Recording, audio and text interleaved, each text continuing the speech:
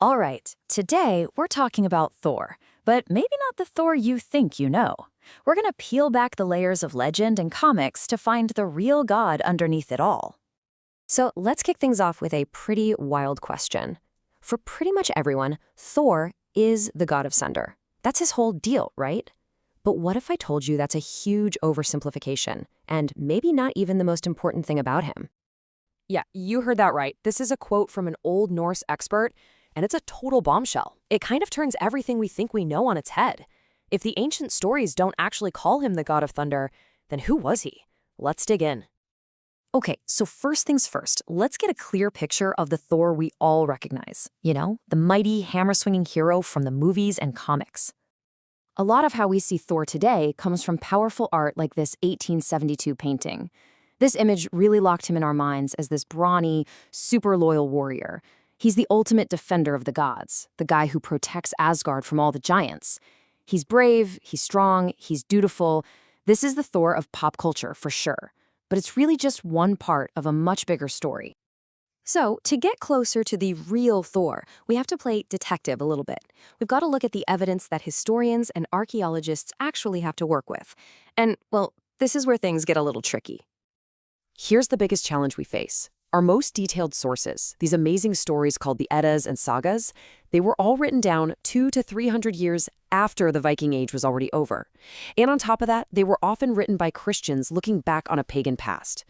The actual evidence from the Viking Age itself, it's mostly just these short, kind of cryptic messages carved on stones. But we do have one really crucial account from someone writing much closer to the time. Around 1070, a German writer named Adam of Bremen wrote about this pagan temple in Sweden, and he was super clear about it. People sacrificed to Thor for good weather, for thunder, rain, and wind, all to get good harvests. So he explicitly connects Thor to the weather. So we've got a little bit of a conflict in the written records, but there is one piece of evidence that just cuts through all the noise, and it's basically impossible to argue with. It's been hiding in plain sight this whole time. His name. I mean, it's right there.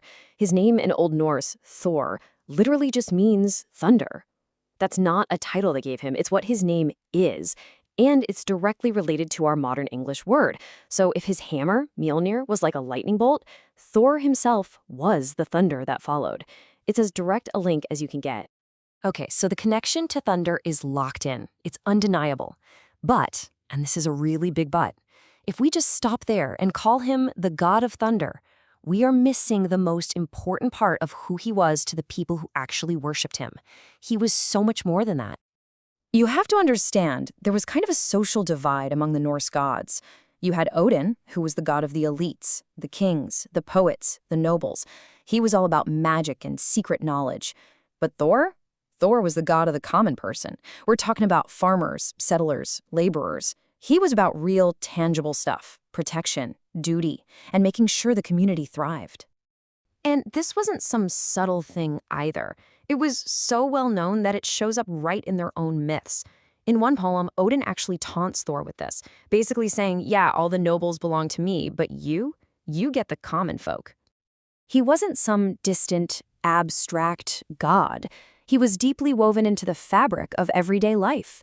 People would call on him to bless new land before they built a farm, to use his hammer to make a wedding official, to bring the rains for their crops, and of course, to protect their community from any and all threats. And check this out. It's such a brilliant illustration of his connection to fertility. His wife, the goddess Sif, was famous for her flowing golden hair, and that hair was widely seen as a symbol for fields of golden grain. So their marriage was this sacred union of the sky god and the earth goddess, which is literally the thing that makes the land fertile. All right, now let's talk about his most famous accessory, the hammer Mjölnir. This simple object tells a really powerful story about a culture that was facing an enormous, world-changing shift. So archaeologists started noticing this really cool trend in the later Viking Age. All of a sudden, people started wearing these miniature hammer amulets. They found them all over the Viking world, made from everything from simple iron to beautiful, ornate silver.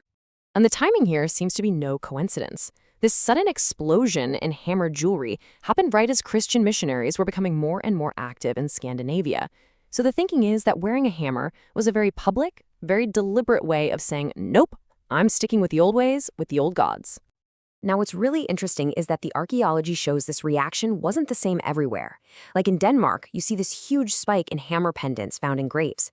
But in Sweden, you find way more crosses, and sometimes even graves where the symbols are blended. It suggests that in some places the change was more gradual, or maybe even that people were mixing their beliefs. But the story is even more complex.